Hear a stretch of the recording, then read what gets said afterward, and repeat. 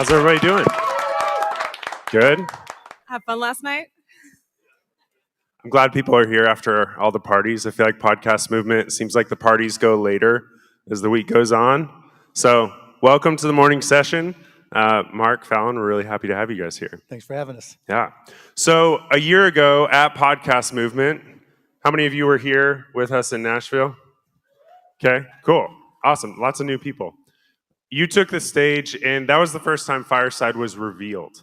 There had been some rumors floating around of what it was going to be in the media, but that was the first time that you guys really kind of publicly came and said, here's what our vision is. What was the goal behind Fireside? So with Fireside, we believe that the future of media and entertainment is participatory, where you as audience members are not just a part of the show, but you can be the co-creator and as a fan, even play a really intimate part in the creating and the production process. So almost like picking up where Twitch leaves off.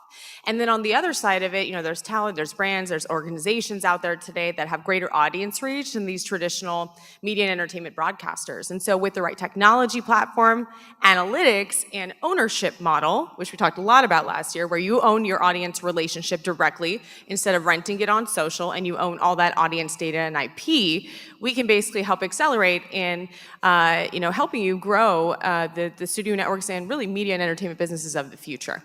And so Fireside's the first interactive Web3 streaming platform that really puts the power of a production studio in the palm of your hand. Really, it's an app that works on all iOS devices and enables you to create audio and video content with audiences, distribute it wherever those audiences are. You saw it to social, to even linear television, and the audio as a podcast to all the podcasting platforms in a way that's unlocking entire new formats of entertainment that are also pretty groundbreaking. And then we're also enabling talent brands and organizations to launch entertainment networks with memberships so that their super fans can now have a whole level of access and not just helping be a part of the content creation process, but actually be a part of the production process, have input on programming, and really shape the media and entertainment companies of the future that you guys are going to be building. Now repeat that. Yeah. Well, Mark, a lot of people know you for Shark Tank. They know you for the Mavericks. A lot of people don't realize that in the 90s, you brought streaming to the internet. So can you kind of share a little bit about that and why that? So you're saying I'm old, right? So literally, we started a company called AudioNet, which was the very first streaming company. One day there was no streaming. We called it network broadcasting back then, or internet broadcasting. And then we started, long before there was even streaming software, putting it up in the second bedroom of my house. And so it was an adventure trying to convince people that you would be able to listen and eventually watch things over this thing that they didn't even understand called the internet. And you got to understand, to stream something back then was an adventure. Now you just click, you download, Fireside, or you just, you have Netflix, or you go to a web page, you click, you watch, no big deal. The bandwidth is there and everything. But back then, you had to have an ISP that you paid $29 a month to. You had to have a client that you downloaded so you could connect to that ISP. Then you had to have streaming software that you downloaded to connect to that ISP. And you had to have TCP IP client. It was just a whole shit show. And so we literally... I don't even know what all that means. And you shouldn't have to, right? And that's the whole point of Fireside. Because as things advance and new features are needed, it should be part of the application that you're using to create content. And that's what we tried to do back then, and that's a big part of why I got involved with Fireside, because right now, whether, we went from last year it being podcasts, now it's vodcasts, when it's all just streaming. And there's two types of streaming. Either you're streaming into the ether and you're hearing nothing back, which really sucks. Right? We've all sat there, when we thought we were creating amazing content, and you're thinking, okay, are people going to like this? Hope somebody emails me or tweets or put something on social media to confirm what I think is happening. Or you use Fireside, what Falon called participatory media, where you get feedback back in real time. Because the beauty of doing this here now is, there's going to be times when we try to make you laugh and you groan, right? But you learn. There's going to be times when we think we're telling a good joke and nobody responds. you learn. There's gonna be times when you think you're saying the best thing about a piece of content that you just did, and maybe you do or don't respond, but it's that interactivity, that participation from the audience is why we come here together. And that's what Fireside allows you to do. That's why Fireside is such an advanced platform, along with, like Falon said, analytics, multi-distribution, and all that. And what we're seeing is that it's actually unlocking entire new formats of entertainment. I mean, you've been on the platform, you've been one of our earliest creators, and I'll give you like a quick example. Actually, one of the ones that was in the sizzle. You know, how many people have seen like a cooking show on the Food Network? Okay. So next generation version of that is you are cooking along in real time with the chef, asking for substitutes for ingredients, and then able to turn on your camera, hop on the stage. Now you're part of the show and showing your end product. I mean, that's now a new cook-along format, just to use a very simple example. There's entire formats of shows where the audience literally is the content. Like, what's your problem? Where literally the audience comes onto the stage, shares what their problem is, and it gets workshop live. Yeah, and I know we kind of have to address the fact that none of this really matters if your content sucks. Yeah. And I think like we as podcasters need to talk Wait, about let me that ask you a more. question, Seth. How many people here? Pretty much everybody.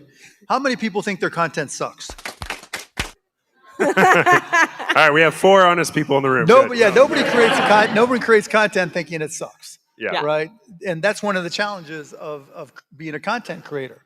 And that's one, again, participation is what confirms to you, right? Because every podcaster that I've ever talked to that's no longer a podcaster, it was never because of the content. It was because they didn't have enough marketing money, the platform wasn't, the distribution, whatever it was never the content. Right?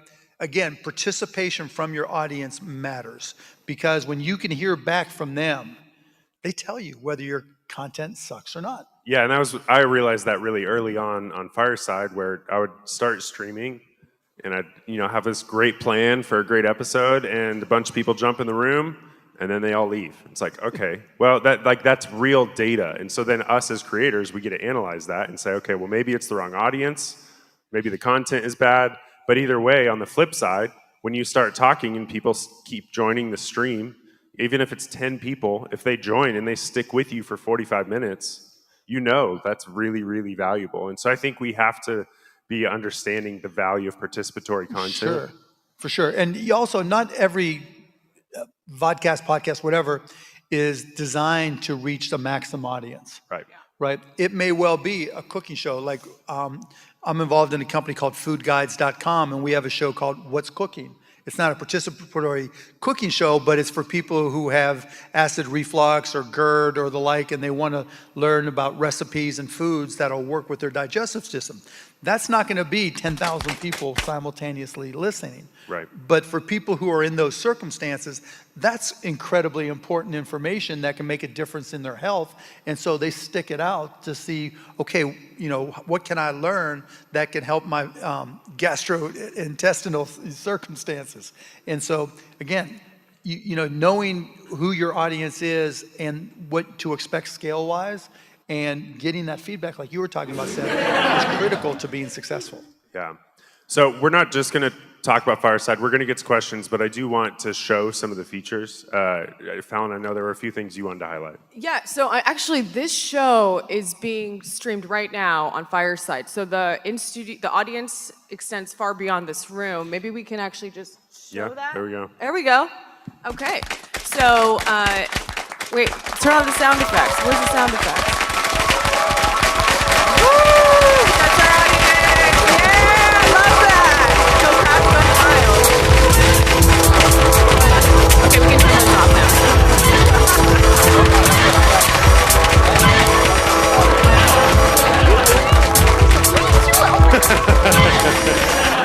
Going crazy. Imagine if nobody clapped, I'll be like, That's messing with your own. But that would be data. That would be data. So what's happening right now, the show is recorded, it's being transcribed, you can turn it up, and you'll see that there's people that are in the studio audience reacting in real time as I'm speaking, so I'm getting that real time feedback, and then in addition to that, you'll see there in the studio there's a plus worldwide, so that means there are people that are actually consuming the show, not just from the app, but from the web. And so let's actually show the web as well.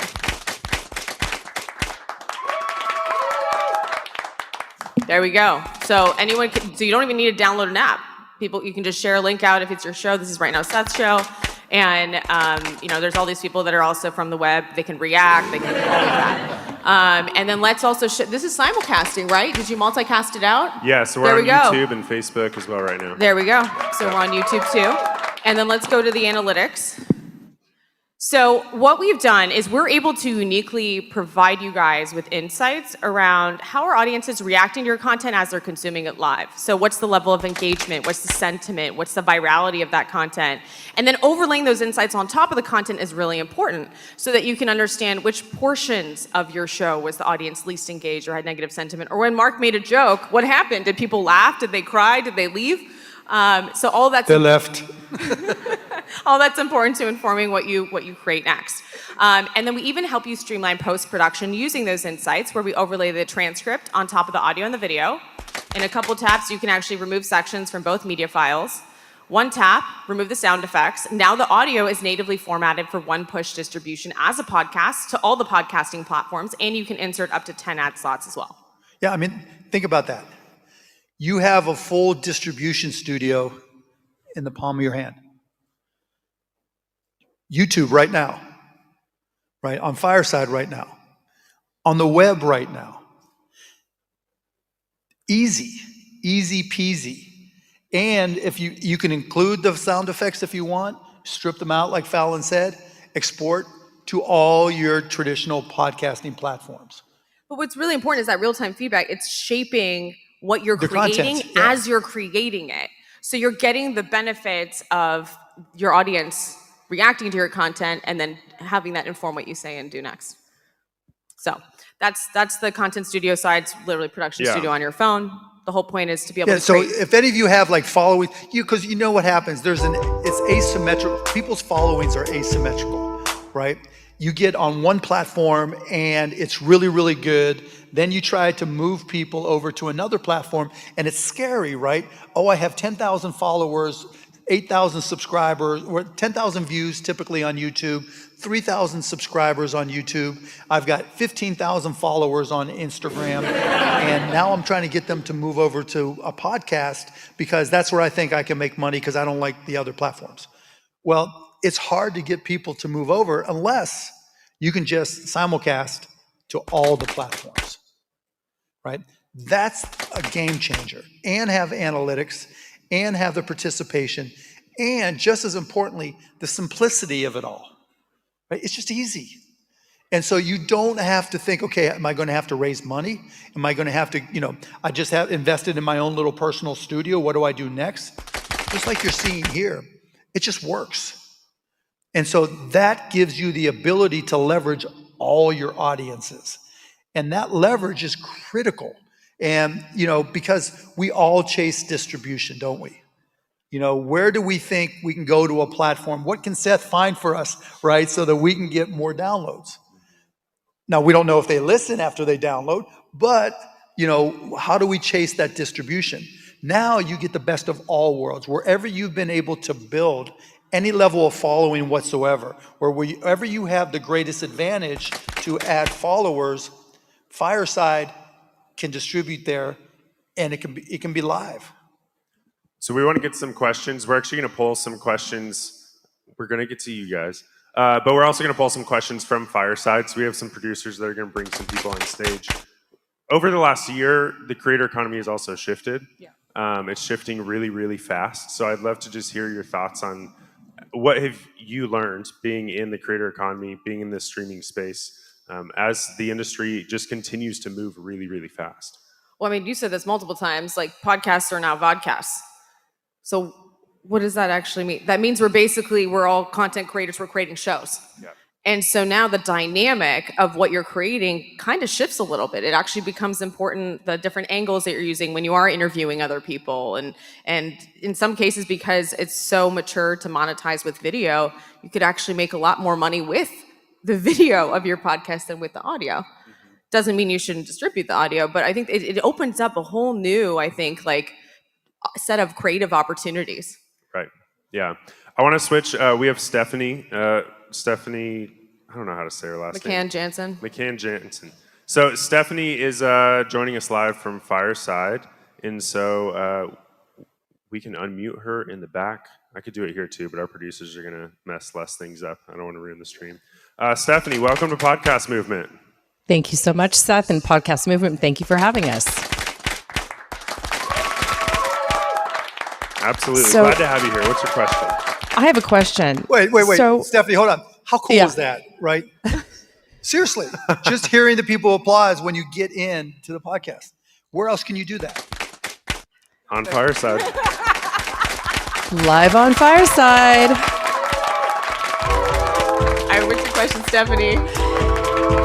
So my question is this. So having been so grateful to be one of the original creators here in Fireside, how can we, Mark and Falon, how can we look at unlocking the power of Web3 as we look at the future of podcasting?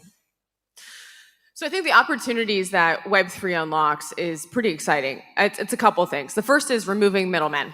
You can now own the relationship with your audience directly, and I'll explain that in a moment. The second piece is unlocking new opportunities for your fans, for your communities, your audiences that you're nurturing to not just shape the content, but actually be able to collaborate with you and in some cases even support the financing of things that they're really excited about. Additionally, it really does give you pure ownership. So we go away, you still own your relationship with your audience as well. I'll give you an example of how we're leveraging Web3.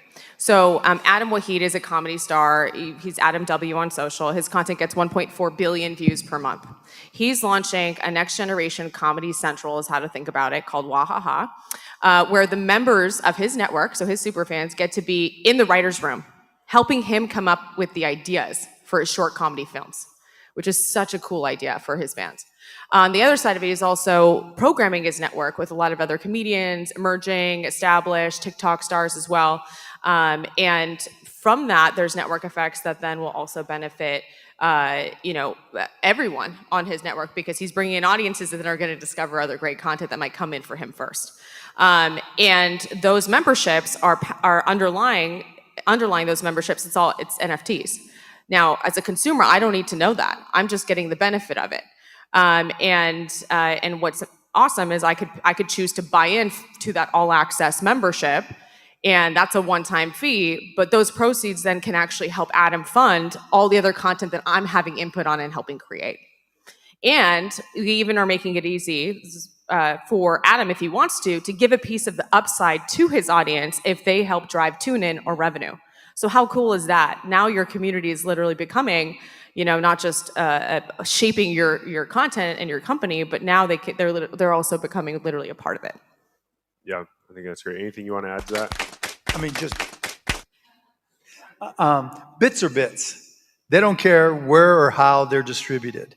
And that's kind of an underlying foundation of Fireside.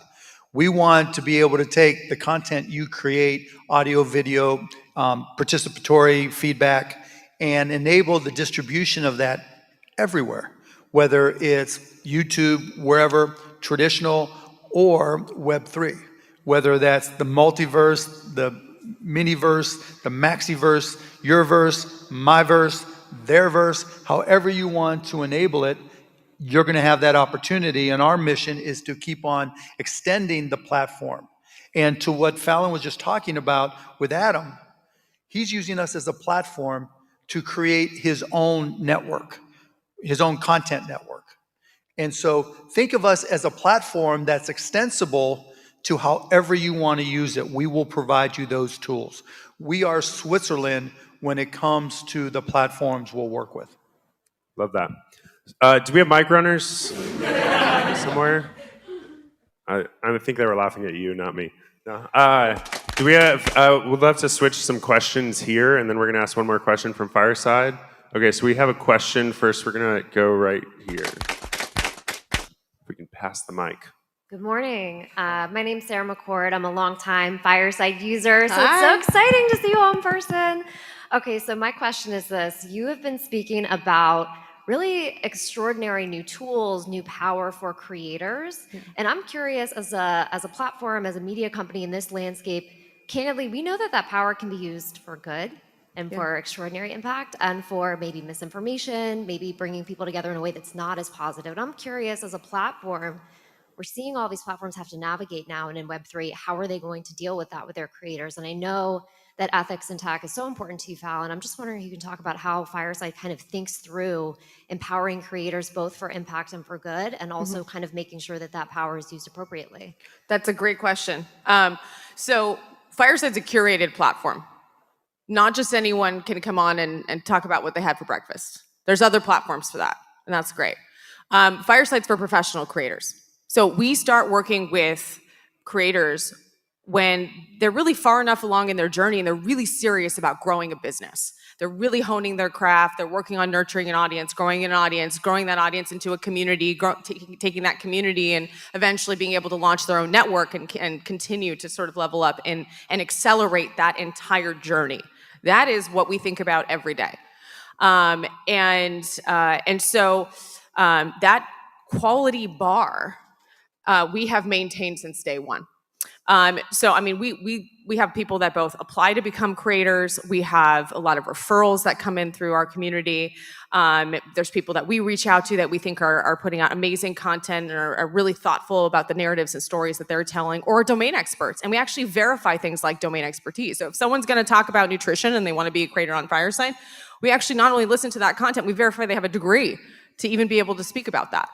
And I think that's a really important responsibility. I think that's ultimately also indicative of quality. And we're talking about how much quality content's important. That's why you go to a Netflix. You're going to find quality content. That's ultimately what's going to benefit creators and being able to accelerate and growing their businesses. On the other side of that, trolls. Let's talk about that. From day one, we have had a lot of guardrails in place to protect our creating environment from bad actors coming in and disrupting the content, because so much of the content is recorded live. And we purposely controlled our growth for the last year to really set the culture, the community. And when someone becomes a creator on Fireside, they can bring in guests, audience, create content with them and distribute it out, like we've already seen. Once you distribute content out to this dumpster fire of social media and wherever else, anyone can discover that content, consume it, and request access. And we actually do analyze, people's submissions. We make sure they're not bots. It even takes 2 minutes to analyze someone's Twitter to understand their online behavior. You see anything that's concerning. For now, up until about yesterday, you would kind of remain on the wait list. What we just rolled out, literally yesterday, was general admission. Anyone can come onto Fireside today, consume content, but you'll have limited abilities to participate unless you're invited by a creator or you apply for an all-access pass. So that's how we are going to scale the quality of the platform and the quality of the interactions. And so far, it's been working out really well for us. Yeah, I think that's great. I want to go back to Fireside. We have Juliet Hahn with us, who has a question. Welcome to the show, Juliet. Hey, Juliet. Hi, thanks so much for having me, guys. I love that I've been an early creator on Fireside and just watching the platform grow and everything that you guys are saying. So my question for you is, what important takeaways have you learned from the creators this last year, and how has that shaped the direction of the platform moving forward? Great question. There are probably 3 core things. The first is extending the definition of participation. Participatory entertainment isn't just being a part of a show. It goes well beyond that. It's sharing content. It's also also being a part of the production process, having input on the whole creative process behind it. And that's something that we're continuing to build out, especially with these networks and the membership models that we're enabling beyond the subscriptions and all the other stuff you would expect to see.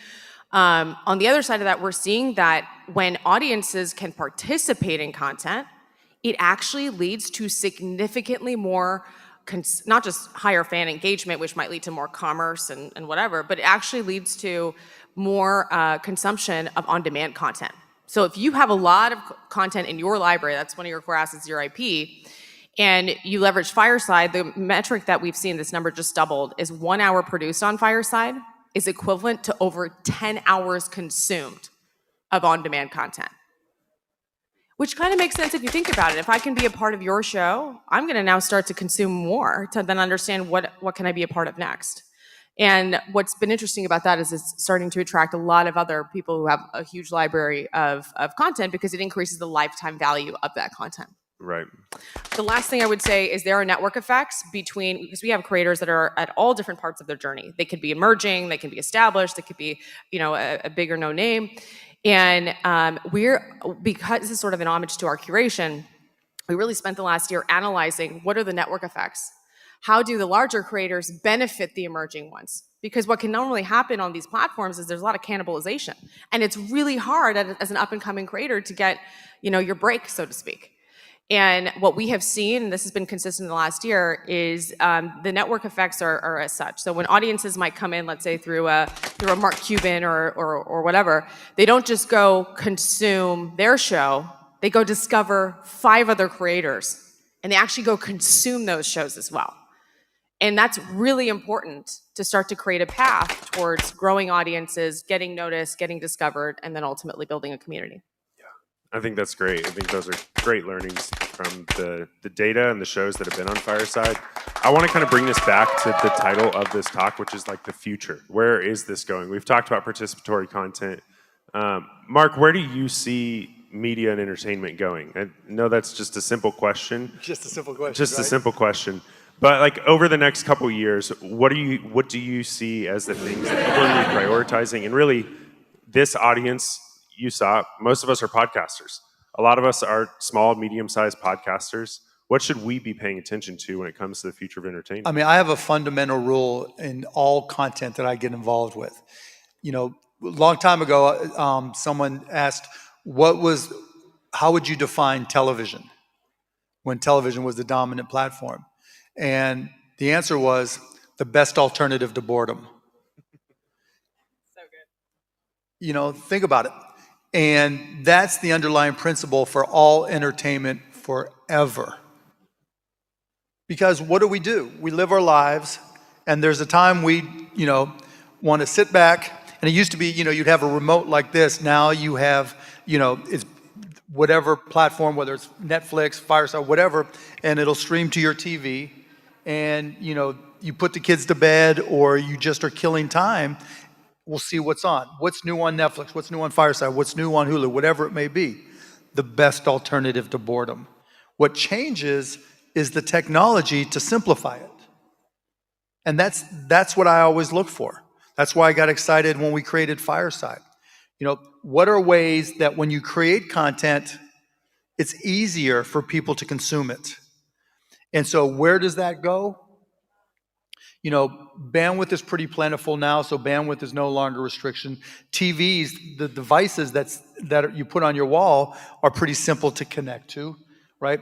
Now it becomes how much power do we have in our phones so that we all can be content creators everywhere and create anything that we want. And then how do we get those to people in a way where if they just want to sit back on their reclining chair and have a beer and not think twice, we make it easy to get to them. That's it. So whenever you're creating your content, you always have to ask, what's the path of least resistance to get to consumers, and is it their best alternative to boredom? And that's what I look, no matter what the technology is. Yeah, I think that's great. I love that. We have just a few minutes left. You have been raising your hand every time I've mentioned the word question. So they brought the mic over here. So we'll do this, and then we'll do the question over here. Good morning. Good morning, everyone. Mark, I wanted to ask about when you started 30 years ago? Shut up. When I was 11, so take that. Yeah. No, that's her. The question I had, the challenges about NFTs and Web3, right? I thought NFT stood for non-fungible tacos, and I was wrong. But what are some challenges that you see back then to explaining what an NFT is, what is Web3, and how it's going to help creators like ourselves? That's a great question. Web3 is a platform that allows you to create organizations that are distributed. And that allows you to be more inclusive with people who want to participate with whatever it is you're creating. So, I've created, I can't even count how many companies, invested in hundreds, if not thousands of companies. And there's always a typical organizational structure. You create an LLC or a partnership, you have a CEO, maybe a president, then you have people, maybe you have your first employee, then your second, and hopefully it grows, you have your fifth, sixth, seventh. And it's very much a traditional top-down structure. With Web3, the concept is you want to be distributed.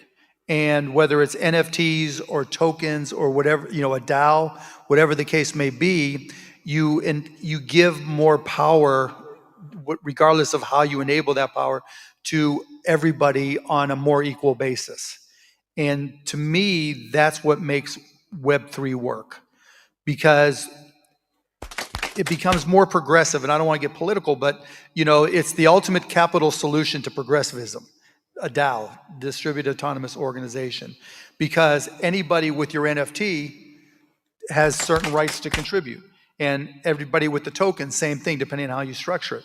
And so I think that's really what makes it. And Falon talked a lot about, Atom and distributing NFTs, and other people will distribute tokens however they want to do it. And that allows them to contribute on it on an equal basis. And I think that's the big change. And that said, there's still a lot of uncertainty, right? We don't know who the winners are going to be. Just like the early days of the internet, right? Where there are a zillion websites and people questioned everything. I mean, you can't shop on Amazon. They'll have your credit card. How could you possibly give your credit card to a website? Oh, I remember that. I mean, my goodness, how stupid are you? Yeah. I mean, now if they don't have our credit card, it's like, God damn it, I don't have my credit card here, And so, there's going to be fits and starts, but that's where the evolution is going to go. Yeah. Thank you all. We have like 30 seconds left. Fallon, you are a trailblazer in the industry. You're building this platform. Where do you see this media place and world going in the next? So one thing I'll end with is, if you look at COVID, accelerated a lot of media and entertainment, just consumption trends. And in the last year, 41% of households have cut the cord. They don't have cable. So where are you consuming your media and entertainment content? It's through streaming platforms, through gaming, through apps like TikTok, podcasts, whatever. And then you look at what happened to Netflix early this year. We're all oversubscribed. I found out I have 4 subscriptions to Hulu. I have no idea how. Maybe that's why they've surpassed Netflix. And they're all going to be adding advertising anyway. So now we're basically going back to a pay CTV, a sort of traditional TV model, but without the benefits of anyone doing the bundling. And what we're saying is, instead of paying your $150 to like Paramount Plus, you might still do that, but to watch one show, like a Tyler Sheridan's Yellowstone, or the next great creator of content that could be right in this room, you can actually pay that directly to the creator themselves and actually be a part of shaping not just their show, but their actual company that they're building, which is such a different level of engagement. That's where the opportunities with Web3 come in. But again, once it's consumerized, you don't even need to know what an NFT is. It should be at that level, underneath the hood. And in the future, and this is something that we may or may not be working on, is enabling all of your guys' content to also be distributed to linear television, especially as the direction of content is sort of through streaming, from podcast to podcast. And in the future, you'll be able to watch any streaming or Fireside, let's say, a streaming platform and a content, and be able to use the mobile app as your second screen, be able to laugh, clap, react, turn on the camera. You're on TV. You're on a streaming platform, and now you're a part of the show. And I think that's where all of this goes. So that's what we're excited about, and that's what we're building. We live in exciting times. Thank you, Mark, Falon. Thank you, everybody, for having us. Thank you. Download Fireside. Go to your iOS store and download it now.